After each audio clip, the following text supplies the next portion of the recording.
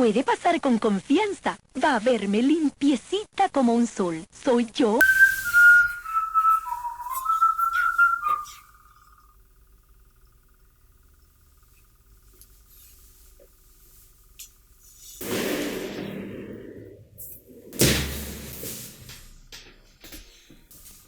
Hola.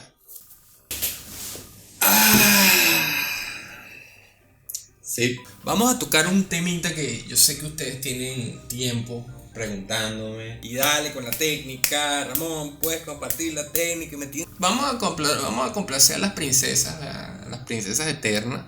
Le voy a dar la razón de por qué yo no soy de compartir técnica. No es que sea egoísta ni nada de esto. Tengo dos razones. La primera razón es porque no tengo ni puta idea de lo que estoy haciendo. En conclusión, es que no sé cómo explicarlo técnicamente. Porque cuando uno se siente a trabajar todos los días, hacer lo mismo, llega un punto que lo haces de manera muy mecánica. No estás consciente de lo que estás haciendo, porque es un proceso que ya llega a un nivel donde simplemente lo que hace es repetirse. Técnicamente yo no me he sentado a decir, ok, yo hago esto, luego esto, luego esto, luego esto, luego esto. No, yo lo voy haciendo y es muy orgánico. Ahora, sí hay una serie de aspectos técnicos que son repetitivos y creo que puede ayudarles a ustedes a quizás conseguir su propia manera de hacer las cosas. Y la segunda es que, bueno, esto siempre está evolucionando. Entonces, si hago un video explicando una técnica que quizás vaya a cambiar en 2 días, en 3 días, en una semana, en un mes, es algo que quizás no me gusta tanto. Pues a mí me gusta compartir soluciones a problemas que tenemos todos los artistas en general, y las técnicas son algo más como personal de cada quien. Entonces quizás yo te comparto algo que te sea útil, pero mañana yo lo puedo hacer mejor, entonces ese contenido ya no es quizás tan relevante como lo que tengo nuevo. Entonces yo trato de enfocar en compartir cosas más sustanciales, cosas que perduren más que una técnica que cambia constantemente. El paso 1, la idea o la inspiración. Algunas personas preguntan, ¿cómo haces cuando te sientas a dibujar para que te salgan las ideas? No es ese momento cuando tú creas las ideas, no es que ya a esta hora del día es que yo me siento y dibujo y creo algo.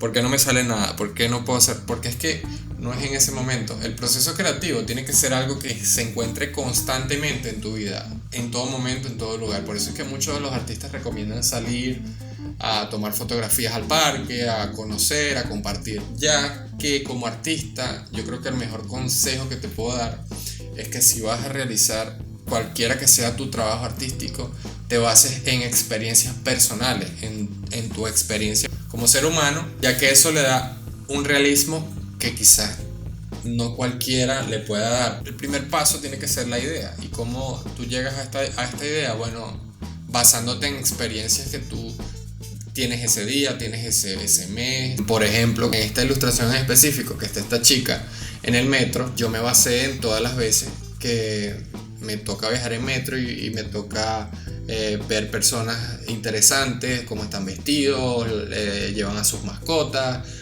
van escuchando música, algunos van hablando en voz alta, algunos pelean en el metro. Entonces todas estas situaciones a mí en lo personal me parecen interesantes y pues me gustaría reproducirlas según mi punto de vista. No es que siempre tiene que ser basado en la realidad más real posible. Tú puedes hacer una película de orcos si te da la gana, pero los orcos que tú estás haciendo en tu película, en tu ilustración, en lo que sea que estés haciendo, tienen que ser un reflejo del humano, de la humanidad, de lo que somos nosotros, porque ahí es donde está el gancho. Tú tienes que conectar con un público, con una gente. De lo contrario, no importa qué tan bonito sea y qué tan bien organizado sea tu concepto y tu proyecto, si no tienes personalidad, que es lo que le da vida a tu idea. Paso 2, cuando tú ya tienes la idea, luego tienes que pensar cómo voy a yo proyectar esa idea en el lienzo. O sea, de qué manera me agrada más, de qué manera funciona más. Entonces tú investigas según las cosas que a ti te gustan y las cosas que necesitas,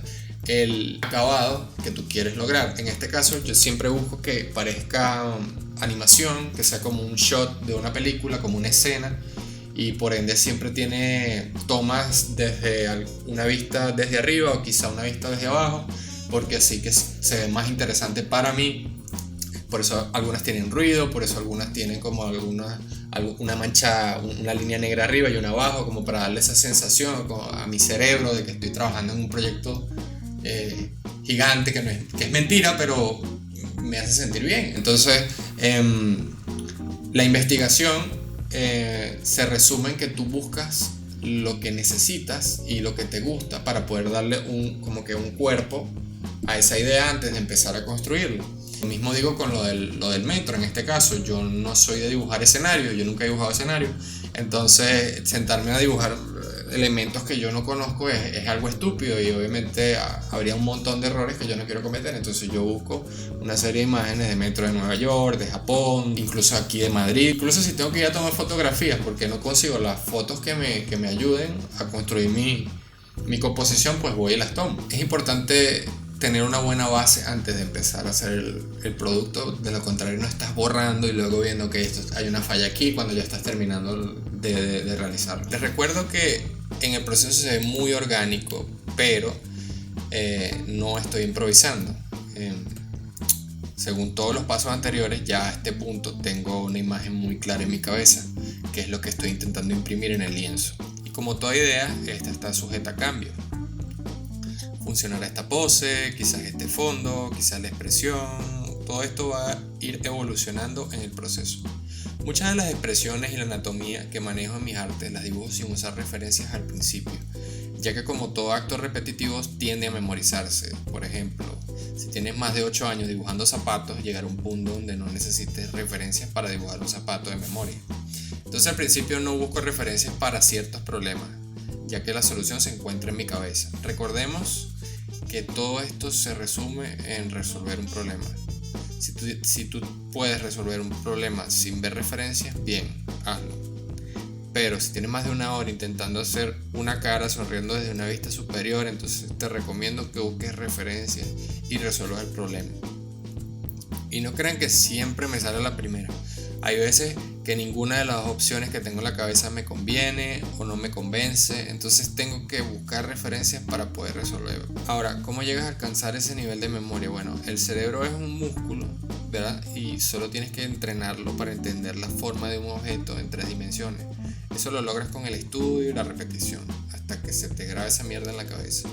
Y sin embargo, ver referencias nunca está de más, ni antes ni después. El pincel que uso tiene una textura muy parecida a la del grafito, ya que me gusta que tenga un estilo como tradicional. No me gusta que sea tan limpio, y la curvatura del pincel, aparte de eso, crea como una sensación de dinamismo. Cuando pasa de forma gruesa a una forma delgada según la dirección del trazo. Este estilo de forma es muy común verlo en las caligrafías. No sé, yo siento que es como que tiene movimiento la línea. Y aparte, bueno, yo no suelo redibujar nada, puesto que no sé cómo mantener la vida de mi sketch, y francamente tampoco lo he estudiado últimamente. Yo pienso que tienes que ser muy detallista para poder repetir line art perfectamente, y yo como que no tengo paciencia ni tampoco soy detallista, así que yo solo hago la línea lo más agradable posible para mí y lo suficientemente limpia para que se entienda el mensaje que intento decir. A veces pienso mucho en hacerlo anatómicamente correcto y las poses terminan tiesas o aburridas, así que selecciono la capa y la deformo o uso perspectiva para darle un poco más de movimiento de nuevo. Le doy, eso que ven ustedes, que le doy vuelta horizontal al lienzo, muchas veces es para poder ver los errores que estoy cometiendo a nivel de anatomía y composición y forma, etc. Ya que el ojo, en este caso el cerebro, tiende a acostumbrarse a lo que ve cuando tienes más de una hora trabajando, y empieza a dejar de ver los errores. Es algo muy común y nos pasa casi que a todos. Es por ello que muchos artistas toman descansos de varios minutos entre procesos y vuelven luego a ver qué se les está pasando por alto. Así que bueno, para mí darle flip horizontal es como resetear el disco duro en un segundo. Es más rápido y mejor. Bueno, tu disco duro mental, obviamente. Como podrán notar, no le hago zoom al lienzo, zoom in. Trato de mantener la distancia porque me importa más que se vea bien el dibujo a lo lejos que de cerca. Eso es porque yo considero que los detalles para mí son secundarios. Por eso es que en la barra superior derecha está el navegador, que me permite ver la imagen completa y no perderme en detalles innecesarios. Y para concluir, la mayoría de las veces no todo sale de manera improvisada. Necesito una planificación previa, mental, basada en experiencias o ideas que han cruzado en mi cabeza durante el transcurso del día o semanas o mi mes. Y en base a eso pues construir el principio de mi arte, porque con mi arte tengo. Paso 4. Los colores. Bueno, a partir de aquí todo es como más fácil, ya que para mí lo más importante siempre ha sido el dibujo. Si el dibujo funciona, solo debo agregar el resto sin cagarla, y si la cago, bueno, lo borro, pues qué va a hacer. Pero es importante que tengas capas separadas, cosa que sí puedes empezar desde cero con el line art sin ningún tipo de problema. Primero, en una capa nueva, abajo de la capa de la línea, defino la forma de los elementos que quiero pintar por separado, como por ejemplo la silueta de mi personaje principal. Escojo un tono gris muy claro para poder ver la línea y pinto todo lo que es la silueta. En este punto suelo hacer algunas correcciones en el dibujo, ya que al agregar fondo puedo apreciar de mejor manera la forma de mi elemento, en este caso el personaje, y puedo ver fallas que antes en el dibujo no veía, fallas de anatomía, fallas de perspectiva. Luego de esto, dentro de la capa procedo a agregar los colores. Siempre empiezo con el color de piel de fondo como base, y por encima las tonalidades de la paleta que quiero usar. La paleta va a variar según el mensaje o la idea que tenga en mi cabeza. En este momento el metro para mí siempre ha sido un lugar frío, así que los colores que voy a utilizar pues son colores azul, verde,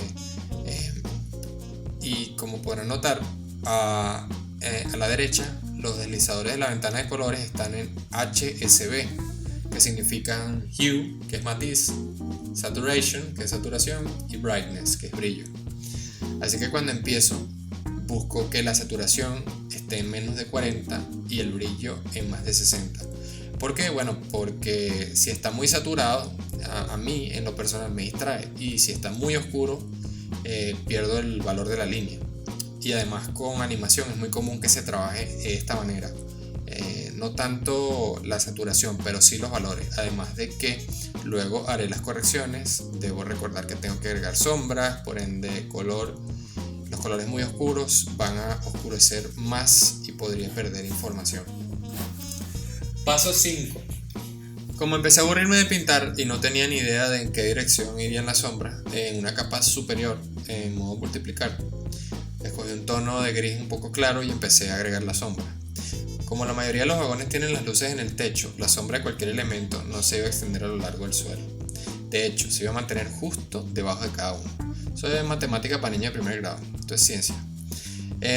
Todo lo que está arriba va a tener luz y todo lo que está abajo va a estar oscuro. Es una manera muy mal quizás de explicar la ciencia de la luz, pero en resumen tienes que comprender la forma de tus objetos en un espacio 3D para poderle dar un volumen adecuado dependiendo de la posición de la luz. Por ejemplo, la barriga del gordo a la izquierda. Imagínense que es un balón. Si la luz está en el top, solo la parte de abajo de la barriga va a tener sombra.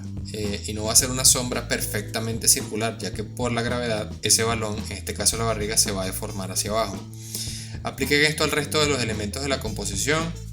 Simplifiquen las formas a figuras geométricas y ubíquenlas en perspectiva. Traten de entender a dónde se proyecta la sombra según la ubicación de la luz. Aquí para Discovery Channel.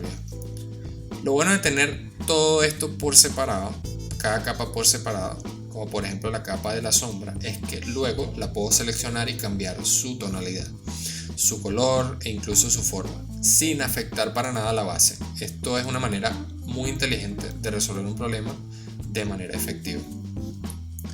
Luego procedí a pintar el resto de los elementos en el vagón, mientras seguía definiendo la sombra. La sombra, como los colores, van a ir evolucionando según voy construyendo los elementos. Nada de esto está establecido 100%, ¿ok? Solo hay una idea de cómo se debe sentir la escena en mi cabeza. Y pues la mezcla de todo esto debe tener ese resultado. Paso 6. Los detalles y la fusión. Bueno, como podrán notar, este punto doy saltos para atrás y para adelante.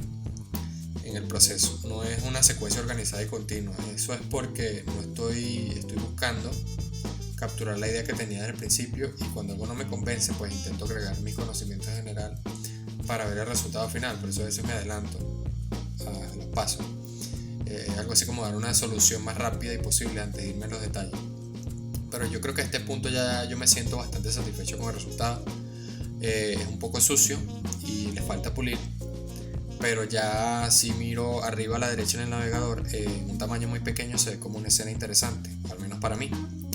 Los detalles finales van a ser que si la limpieza de algunos elementos en el dibujo, quizás la forma de la capa donde están los colores, cambiar los colores de algunos de los elementos en la pieza que están muy saturados o muy desaturados, editar la fuerza y el valor y el color de los valores, en este caso las sombras, y pues nada, dibujar elementos que personalicen un poco más a cada personaje, que serían los detalles.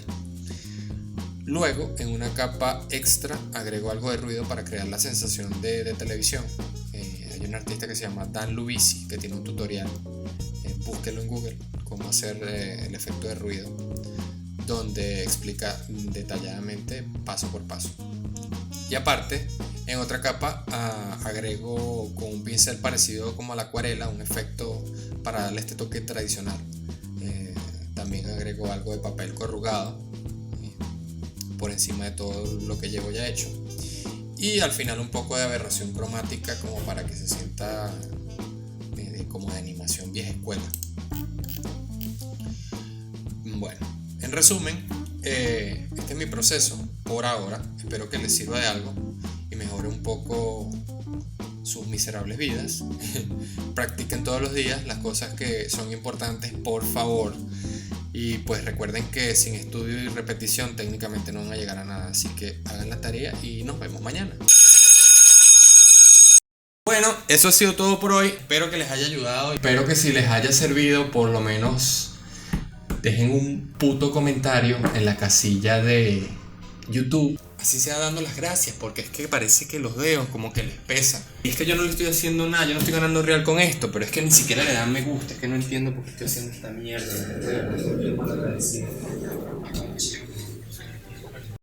Que desinfecta más, que limpia más y no daña.